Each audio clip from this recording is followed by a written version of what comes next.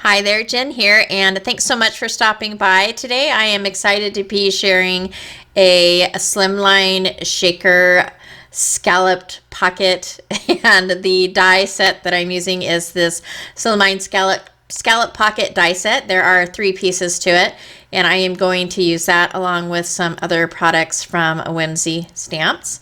And to start out, I have taken a piece of watercolor paper and done a light watercolor wash on that, and I'm going to take the main die piece, which is the scalloped pocket portion, and run that through my die cut machine. And it does leave some really pretty stitching on it, as well as some score lines. And then I'm taking a kind of oval shaped die from another Whimsy die set, which is the card builder die set, to cut out my little shaker window. And the stamp set that I'm going to use for this is a super cute Peking Giraffes stamp set.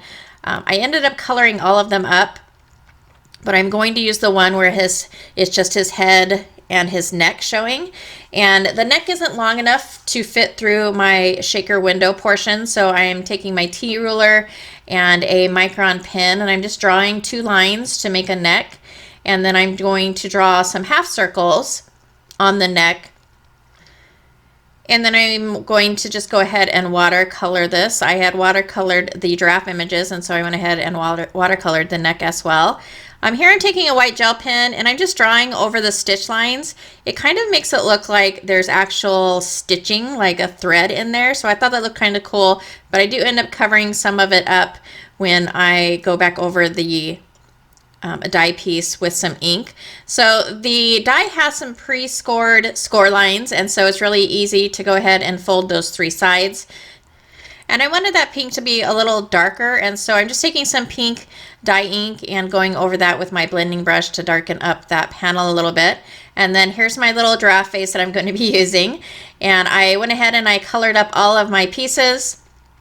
I will have a description below for all the products I used if you're interested in that. And then I took the second piece from this die set, which is the front pocket, and I went ahead and I cut that same circle out of that and then adhered that using some double-sided adhesive. And then to make my shaker, I'm just using a piece of stamp packaging, and I will go ahead and put some double-sided adhesive around that oval. And then I will adhere that shaker window to the front. And I am really not great at shakers, mainly the foam part. It just, I struggle with it. And so most of the time, the back of my shakers, they look very unclean, which is okay because you're not going to see that part. But here I am taking some 1/8 inch foam strips, and that's going to be my shaker part, and I doubled these up to make it a little bit thicker to make sure that those shaker pieces will move around easily in that window.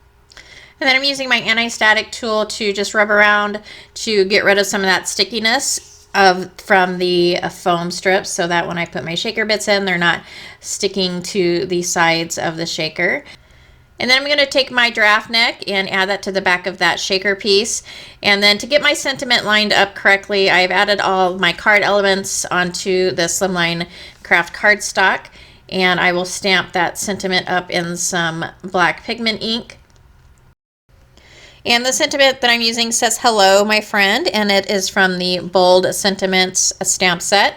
And I'm adding a little bit of liquid glue to the back of the giraffe neck, as well as the shaker, the foam piece on the shaker, and I'm just going to set that into the pocket and fold the sides up onto the back of the card panel. You can also add adhesive on the opposite side that I'm adding it to right now and add the pocket to the front of the card panel. I wanted the sides to wrap around the panel instead of sit on top of it, which is why I did it this way instead of the other way. And as you can see, there's a little bit of paper left of the neck. I trim a little bit off, but that's where the giraffe head is going to sit, so I'm going to adhere it to that portion. I'm going to take the cute little giraffe head and add some liquid adhesive, and I'm going to place his little head a little bit tilted.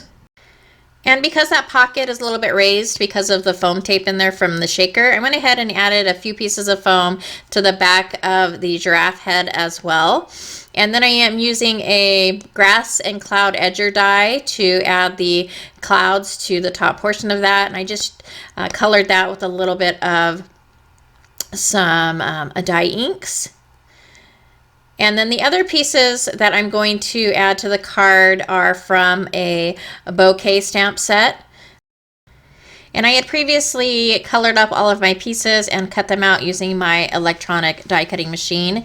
And so I'm just going to go ahead and add all of those pieces to my card. So I add the flower and then a few of those pieces of foliage to go behind his little head.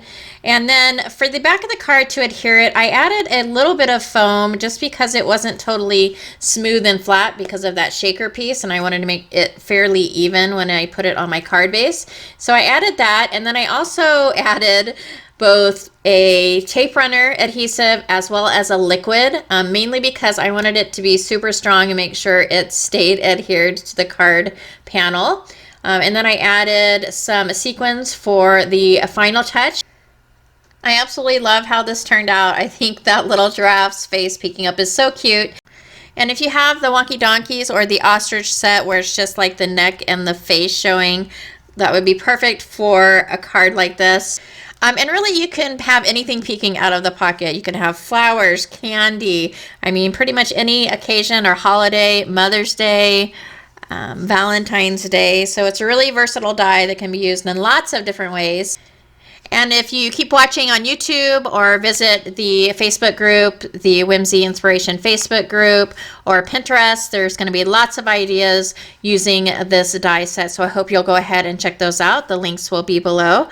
As always, thank you so much for stopping by. If you liked this video or found it informative, please go ahead and give a thumbs up. Let me know what you think, and I hope to catch you next time.